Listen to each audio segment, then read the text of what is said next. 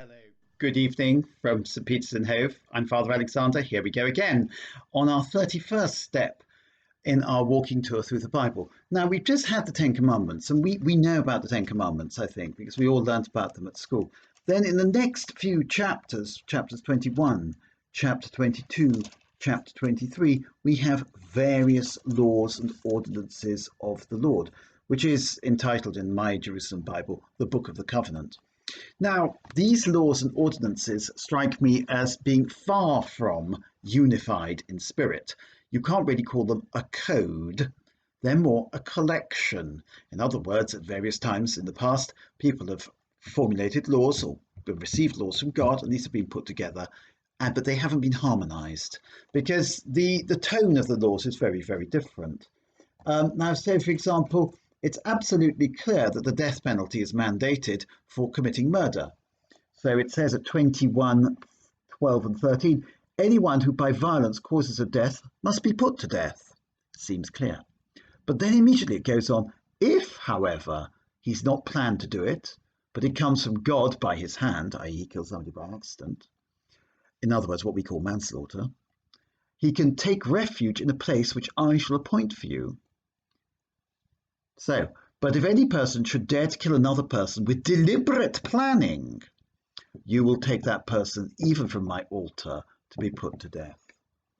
So here we have the death penalty is for murder, but the death penalty is not for manslaughter. And that is something we all agree with, or we all agreed with until fairly recently.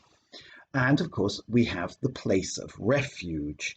And this idea of the place of refuge was still with us even in the, let's say, the 18th century. If you were accused of a crime, you could take refuge in a church or a monastery and therefore have the protection of the holy place until such a time as you came out and you surrendered yourself to the authorities. But let's say if you were being followed by a lynch party, it would be a really good idea to take refuge in the holy place until people calmed down and discovered the facts of the case. So you can see it's actually quite nuanced, isn't it? You can see that people have said, yes, we understand this, and they've worked things out for themselves. The law of God does not replace human reasoning and the human conscience. Indeed, the human conscience and human reasoning participate in divine reason and thus come to a deeper understanding of what the law of God is about. It can't possibly be God's will, can it? That people who kill other people by accident should be put to death. And that would be a grave injustice. And yet, if we go over the page, we go to chapter 22, verses 18 and 17, you will not allow a sorceress to live. That's quite frightening. Now, of course, this law was taken very seriously in medieval Europe at various times. And indeed, it was taken very seriously by no less a person than King James VI and First. And as you know, Shakespeare wrote a play, a Scottish play, which featured three witches as a sort of compliment to the Scottish king who had inherited the English throne. And you shall not allow a sorceress to live.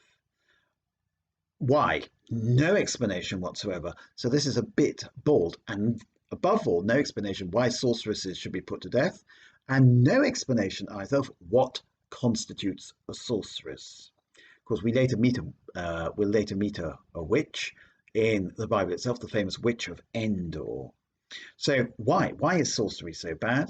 And well, we know the reason, but it's not explained for us here.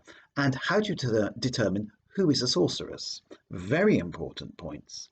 The other thing is, of course, that it does seem overly harsh that witches should be put to death.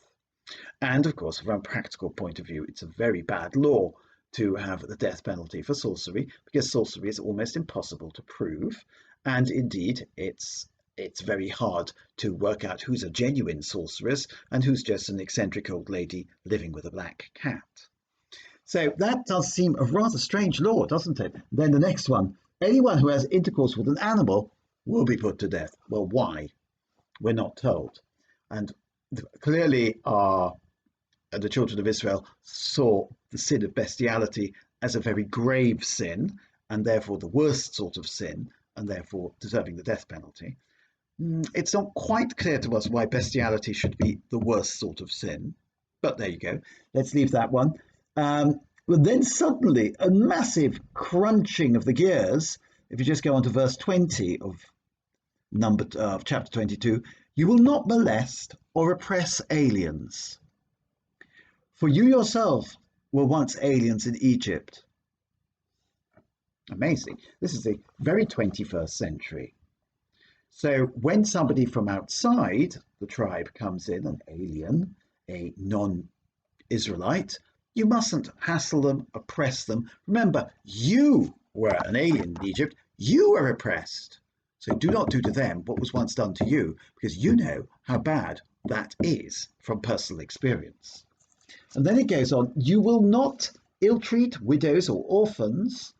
If you ill-treat them in any way, and they make an appeal to me for help, I shall certainly hear their appeal. My anger will be roused, and I will put you to the sword. Then your own wives will be widows, and your own children orphans. So God is saying here, the most vulnerable in society, you must not oppress.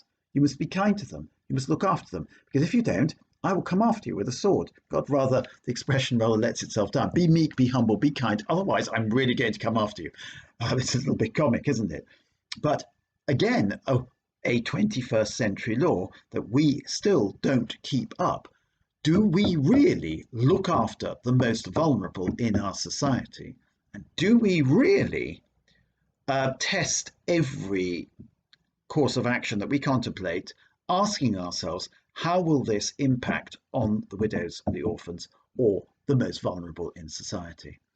So you see, the law of God, the Torah, is full of wisdom. It's full of puzzles as well, I have to say.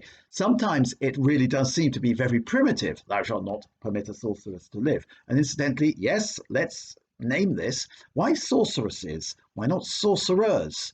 Why only the feminine? Why not the masculine? And indeed, it has to be said that in the time of James VI and First, warlocks were put to death. However, the witches put to death greatly outnumbered the warlocks. It was always a female crime, sorcery, rather than a male crime. And as is the case today in Saudi Arabia, where sorcery carries the death penalty. So it's interesting, isn't it? The law of God.